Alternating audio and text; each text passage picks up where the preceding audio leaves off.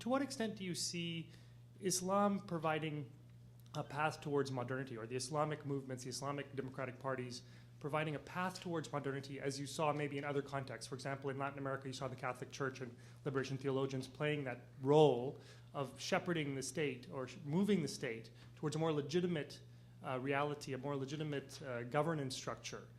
And as you said, it's not so much that it's a unique, but it's that this fear that's espoused about the Islamic parties maybe is unhealthy, and maybe it's just a state of transition. Is that a way to look at it, do you think? Well, first of all, thank you for your comments.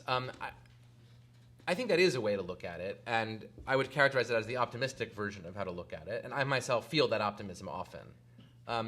I'm always nervous about using the term, I liked it when you said legitimacy, rather than modern. I mean, even in the case of the Catholic Church, there were many people in Latin America in the 19th century who thought that what you needed to do to move Latin America forward was to get the Catholic Church out of politics. That was sort of the Mexican justification for shutting down the Catholic Church to a great extent. So in a way, the Catholic Church's involvement was a kind of back to the future, but I think it did facilitate legitimacy in a certain respect in some places.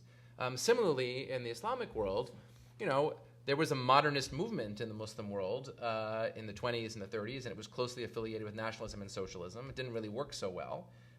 That's a broad brush statement, but I think it's basically true. So today, I'm not sure the Islamists are going to, although they are modernist in their minds, they often depict themselves as sort of traditionalists. But I do think they're capable of helping to function, to operationalize political legitimacy.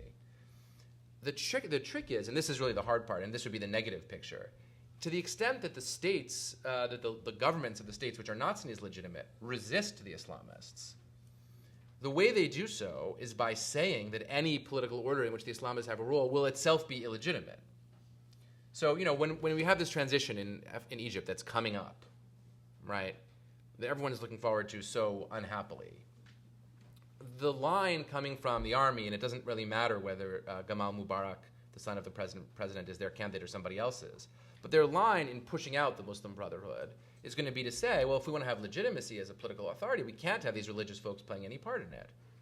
And we in the United States have a tendency to support that. Now, there's an unbelievable irony here. When it comes to Iraq and Afghanistan, where we actually got our hands dirty and got involved in a political process, and there were local political forces calling for a greater role for Islam, we had no choice but to go along with it. So we did. Meanwhile, in the countries where we've continued our traditional policy of supporting the dictators, we support them in large part because we think they will repress the Islamists. So there's something just schizophrenic about the policy the way it stands. And, I made this presentation earlier when I was working on a draft chapter of the book to a group of political scientists at Yale. This was about, 18 months ago or something. And I made this point about the schizophrenia. And a very senior political scientist raised his hand and said to me, are you trying to say that there's something unusual about American foreign policy being schizophrenic? So I was chastened by that answer. I mean, it was a fair point. But that said, maybe it's because I'm young enough to think so. I think it's very strange and ineffective to have a schizophrenic policy on this question. And I think we're literally on both sides of this issue. And I saw this in a very clear way in a sort of humorous context when I was on Stephen Colbert's show the other day, which is nowadays is the kind of thing, you write an academic book for an academic press about Islamic constitutional history, but to sell copies, you're supposed to go on Stephen Colbert's show. So, and he hit upon this contradiction, and he was saying, but I thought we were against the Sharia. I thought our policy was to oppose the Sharia. Isn't that why we went to the Middle East? And you're telling me that our soldiers are actually supporting, enforcing the Sharia there? And I said, yes, that's what I'm telling you. And he had a good answer. He said, I'm going to choose to ignore that.